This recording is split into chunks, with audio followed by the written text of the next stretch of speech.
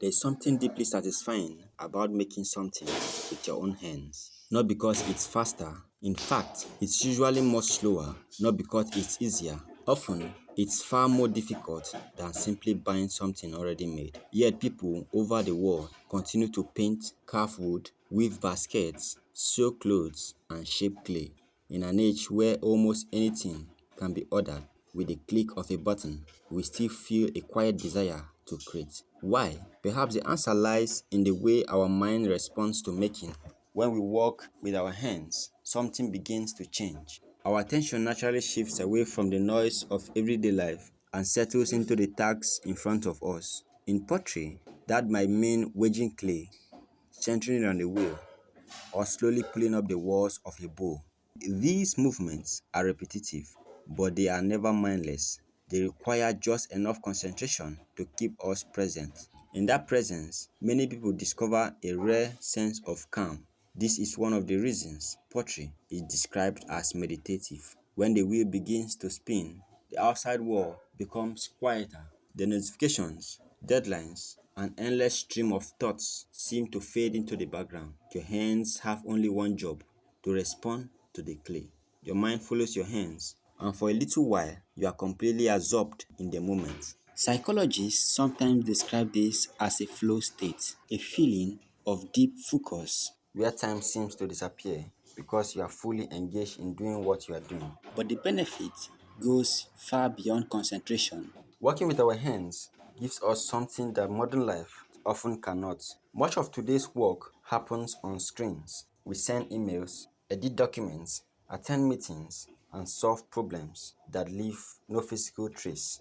At the end of the day, it can be difficult to point to something tangible and say, I made this. But pottery is different. You begin with a lump of clay. An hour later, there's a bowl. Your effort has become something you can see, touch, use, and hold. This simple transformation satisfies something deeply human. It reminds us that our actions have meaning, that our time can be turned into something real.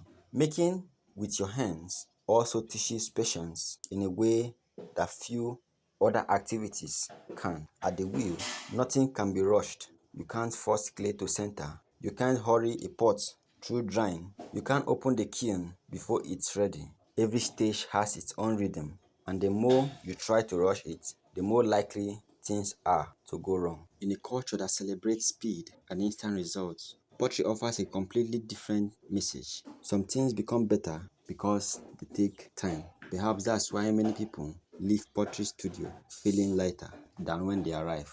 It's not because all their problems have disappeared. It's because for a little while, their attention belonged to something simple, honest, and real. Then there is the relationship between our hands and our mind. The more we practice, the less we have to think about every movement.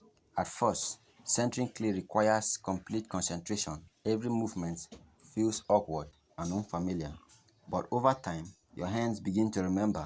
They develop a kind of quiet intelligence. They learn how much pressure to apply when the clay is becoming too thin and when it's time to stop. This is known as muscle memory, but it feels much like more than that. It is as if your hands begin to have a conversation with the clay before your mind ever catches up. That's one of the most beautiful aspects of craftsmanship.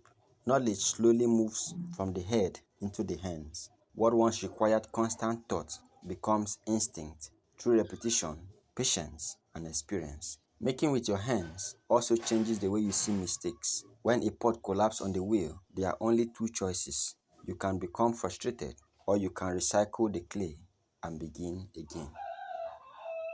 Pottery quietly encourages the second option. Every failed pot teaches something. Every uneven rim reveals a lesson. Every cracked bowl reminds you to slow down next time. Over the years, mistakes stop feeling like proof that you are not good enough. Instead, they become part of the learning process. Perhaps that's why crafts have always been powerful teachers of resilience. They remind us that improvement rarely happens in a straight line. It is built through repetition, through patience, through beginning again. Another fascinating part of the psychology of making is the emotional connection we form with objects we've created ourselves. A mug made by our own hands may not be perfectly symmetrical, The glaze may run more than expected. The handle might sit slightly higher than planned. Yet, it often becomes your favorite mug, not because it's flawless, but because you remember making it.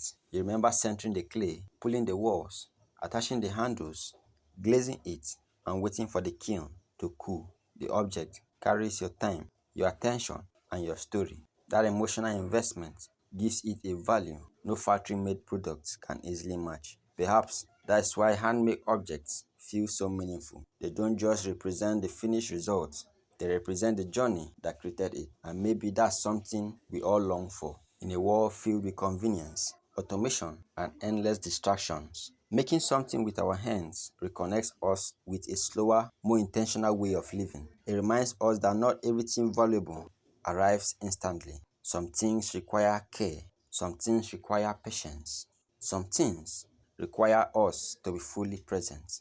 The pottery wheel teaches this lesson every single day. It doesn't reward rushing, it doesn't respond to force, it asks for attention, patience, and trust. And in return, it offers something much greater than a finished pot. It offers a chance to reconnect with ourselves. Maybe that's the real psychology of making with your hands. It's not just about creating bowls, mugs, or vases. It's about creating moments of focus in a distracted world. It's about discovering that our hands are capable of far more than holding tools.